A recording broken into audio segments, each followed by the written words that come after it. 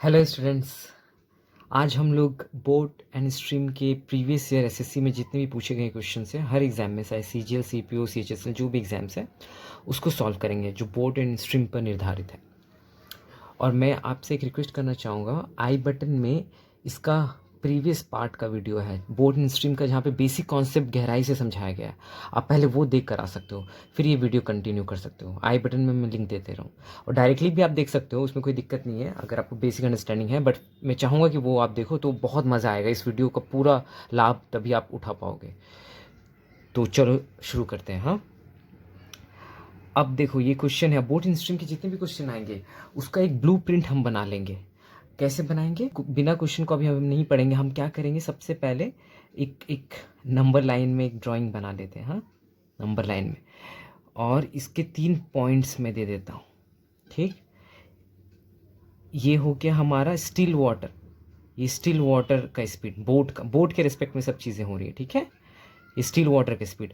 और जब down stream, जब बोट धारा के साथ साथ जाएगी तो स्पीड स्टिल वाटर से ज़्यादा हो जाएगी बोट की उस सिनेरियो में। तो ये होगी डाउन स्ट्रीम वाला केस, डाउन स्ट्रीम वाला। और एक केस क्या होगा, जब बोट विपरीत दिशा में जाएगी वाटर के, तो ऑब्वियसली बोट की रिलेटिव स्पीड घट जाएगी, तो ये कम वाला। तो ऐसा देखिए, ये सबसे ज़्यादा, फिर बीच में ये, और फिर ये, तो ये हो जाएगा अप स्ट्रीम। ठीक है, तो हम इसे इसे ऐसे भी बोल सकते हैं, ये लो बोल सकते हैं, लो स्पीड, इसके इसे कह सकते हैं हाई स्पीड, और इसको कह सकते हैं मिडिल वाला स्पीड। यही फंडामेंटल कॉन्सेप्ट है जो पिछले वीडियो में मैंने कवर किया है। तो अब डायरेक्टली सॉल्व करेंगे कैसे, प्योर लॉजिक, कॉमन सेंस और रीजनिंग से। अब boat covers a distance of 72 kilometre down stream, तो इधर वाली बात हो रही है। ठीक है, इन 6 आवर्स तो हम स्पीड निकाल लेंगे। ये तो मन में ही आप कर सकते हो ना, 72 किलोमीटर जा रहा है 6 घंटे में, तो 1 घंटे में 6 गुना कम जाएगा, तो कितना हो जाएगा, 12 किलोमीटर प्रति घंटा। तो ये डाउन स्ट्रीम जब धारा के साथ साथ जाएगी बोट की स्पीड, तो हम क्या यहाँ नहीं लिख सकते हैं, तो ये वाला साइड नहीं क्या, तो ये क्या हो जाएगा, 12 किलोमीटर पर आवर हो गया जब धारा के साथ साथ जा रहा है। ठीक है, ये फिल हो गया। उसके बाद while it takes 12 hours to cover the same distance upstream, तो एक बार धारा के साथ गया होगा और जब वो रिटर्न आएगा तो धारा के विपरीत हो जाएगा ऑब्वियसली उसका डायरेक्शन। तो अब ज़्यादा टाइम लग रहा है, ये देखो क्यों लगने लगा, क्योंकि अब धारा के विपरीत जा रहा है, धारा उसे दिक्कत पेश कर रही है, तो 12 घंटा लग रहा है। तो स्पीड कर लो, 12 से इसको डिवाइड करोगे 6 किलोमीटर पर आवर। अब ये अपस्ट्रीम वाला हो गया ना, क्योंकि धारा के विपरीत जा रहा है, तो हम यहाँ पे 6 किलोमीटर पर आवर लिख देंगे। बस इतना ही करना है आपको। और अब क्या करोगे, अब कुछ भी क्वेश्चन में पूछा जाए आप यहीं से निकालोगे इस डायग्राम से। कैसे होगा, ये हमारी डाउन स्ट्रीम की स्पीड है, धारा के साथ साथ 12, धारा के विपरीत 6। तो इसका मतलब कि जब वो स्टिल वाटर में होगा तो इससे कम होगा ना, और इससे ज़्यादा होगा, तो ये मिडिल वैल्यू होगा। ये प्रीवियस वीडियो में मैं समझाया हुआ है। ठीक है, तो ये मिडिल वैल्यू होगा। तो ये कितना हो जाएगा, स्टिल वाटर में बोट की स्पीड हो जाएगी 9 किलोमीटर पर आवर, मतलब कि यहाँ से 3 की वृद्धि होगी और यहाँ से 3 घट जाएगा। तो ये क्या कर रहा हूँ मैं, ये जो 3 है, ये कॉमन वैल्यू है, ये हो गया स्ट्रीम की स्पीड, रिवर की स्पीड जो कांस्टेंट रहेगी। तो स्टिल वाटर में तो 9 स्पीड रहेगी, और जैसे ही वो धारा के साथ साथ जाएगा तो 3 की बढ़ोतरी करके उसे 12 बना देगी। जैसे ही वो धारा के विपरीत जाने लगेगा, 3 घट जाएंगे तो वो 6 बन जाएगा। तो बस यही है। अब क्वेश्चन में देखिए क्या पूछा है, what is the speed of the boat in still water. तो ये तो हम पहले ही निकाल चुके हैं, तो ना स्टिल वाटर का, हालांकि क्वेश्चन में और नहीं पूछा तो आप उसका भी आंसर निकाल सकते हो। अगर क्वेश्चन पूछता कि स्ट्रीम की स्पीड क्या थी, तो हो जाएगी 3 किलोमीटर पर आवर। कुछ भी पूछा जाएगा, अभी इस डायग्राम से आप सॉल्व कर लोगे, पूरा लॉजिक से, प्योर कॉमन सेंस से। ठीक है, और प्रीवियस वीडियो देख कर आओ और फिर इस वीडियो को बहुत मज़ा ले पाओगे। अब बढ़ते हैं अगले एसएससी क्वेश्चन की तरफ। ये रहा हमारा आज का दूसरा सवाल, जो एसएससी सीएचएसएल 2023 में पूछी गई थी। तो क्वेश्चन पढ़ने से पहले आप बस क्या करो, जो मैंने बताया, एक नंबर लाइन बना लो। ठीक है, ये हो गया हमारा लो, ये हो गया मिड, ये हो गया हाई। ओके, ये बोट के रेस्पेक्ट में स्पीड्स है। और जो हाई वाला होता है वो डाउन स्ट्रीम होता है, जो जब बोट स्ट्रीम के साथ साथ जाएगी, और जब नाव धारा के विपरीत जाएगी तो ये हो जाएगा अप स्ट्रीम, कम हो जाएगी स्पीड। और इसकी मिडिल वाली ये होती है। ठीक है, मिडिल वाली वैल्यू जो स्टिल वाटर में स्पीड होती है बोट की।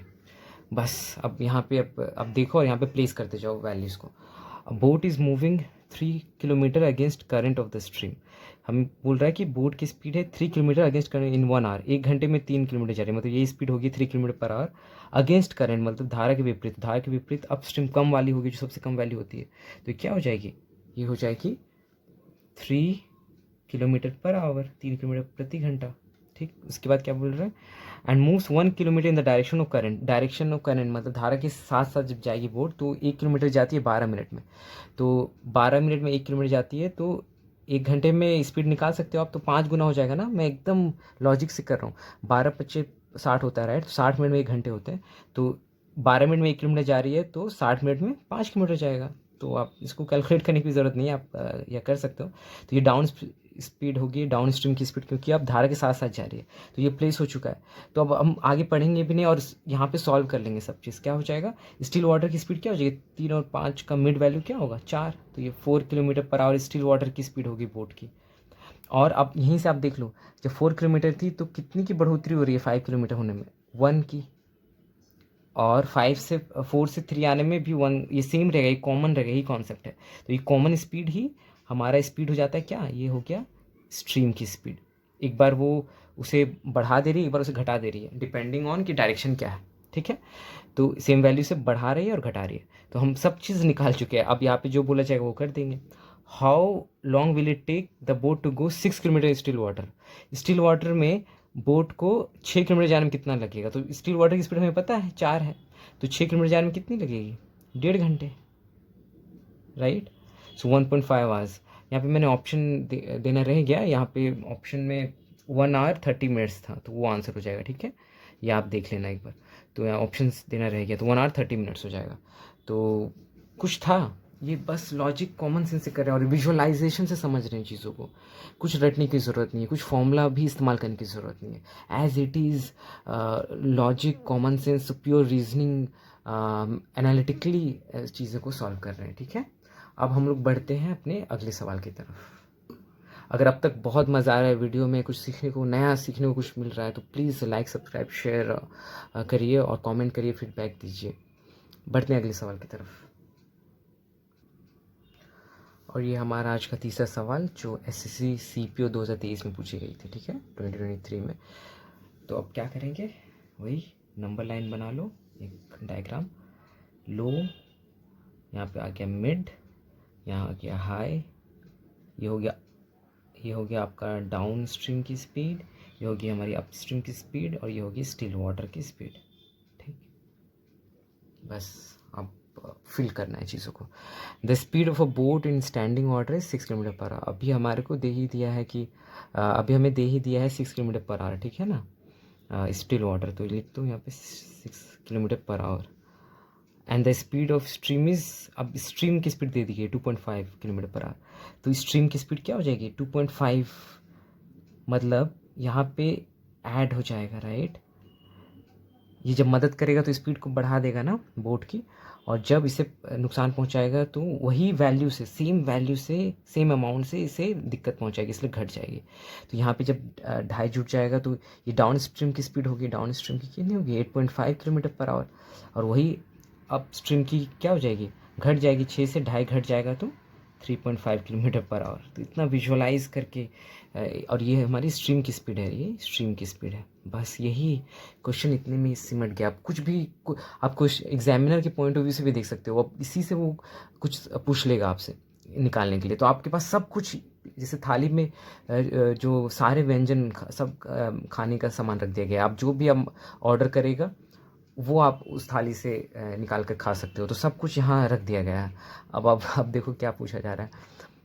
अ man rose to a place at a distance of इतना and comes back to the starting point, मतलब कि एक बार 59.5 किलोमीटर जा रहा है, फिर वापस भी, मतलब एक बार जा रहा है, फिर वहीं से वो वापस भी लौट आ रहा है, तो इतना जा रहा है। ठीक है, एक बार जा रहा है, एक बार आ रहा है, तो कितना टाइम लगेगा, तो एक बार तो अप स्ट्रीम में जाएगा, एक बार डाउन स्ट्रीम में जाएगा, तो आप कैसे करोगे। जब 59.5 किलोमीटर डाउन स्ट्रीम में जाएगा तो इस गति से जाएगा ना, 8.5 किलोमीटर पर आवर से इतनी दूरी तय करेगा, और जब वही वापस लौट रहा होगा तो दिशा बदल जाएगी ना रिवर की, तो सॉरी इसके बोट की दिशा बदल जाएगी, तो स्पीड घट जाएगा, तो वो हो जाएगा अप स्ट्रीम। तो अब यही डिस्टेंस वापस आते वक्त इस स्पीड से हो जाएगा, कम की स्पीड से। तो यहाँ थोड़ा कम वक्त लगे या ज़्यादा, तो टोटल टाइम निकालना, तो यहाँ का टाइम निकाल लो और यहाँ का टाइम निकाल लो और दोनों को जोड़ दो। तो ये क्या हो जाएगा, इसको आप जब डिवाइड करोगे तो कितना हो जाएगा, 59.5 को 8.5 से प्लस ये जो है 59.5 को 3.5 से।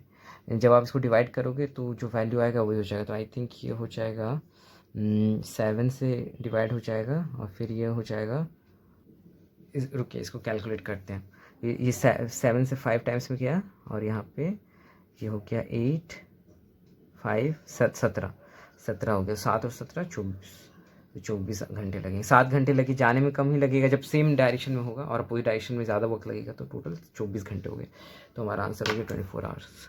बस ये एडिशनल कैलकुलेशन दे दिया गया था, इस तरह का सवाल ही था कि दोनों कब बताना है, तो आपको थोड़ा कैलकुलेशन करना पड़ा, तो बस यहाँ पे थोड़ा टाइम लग सकता है। बस यही था कॉन्सेप्ट, और बहुत मज़ा आया होगा उम्मीद करता हूँ। और नेक्स्ट वीडियोस में और भी क्वेश्चंस जो एसएससी के हैं बोर्ड एंड स्ट्रीम के, मैं इस प्लेलिस्ट में लेकर आऊँगा। ये टाइम स्पीड डिस्टेंस का प्लेलिस्ट चल रहा है, तो उसके बाद बोर्ड एंड स्ट्रीम उसी में कवर हो रही है, क्योंकि अलग नहीं है ना, बेसिक कॉन्सेप्ट उसी से ले गया है। तो आप पूरा प्लेलिस्ट फॉलो कर सकते हो। और मैं रिकमेंड करूँगा फिर से कि आप इसके पहले पार्ट 1 वाला वीडियो देखो, जहाँ पे बेसिक कॉन्सेप्ट को क्वेश्चन के थ्रू समझाया गया है, फिर इस पर आप देख सकते हो, तो और ज़्यादा गहराई से चीज़ें समझ में आएगी। सो बस इतना ही था। Thanks for watching and have a nice day.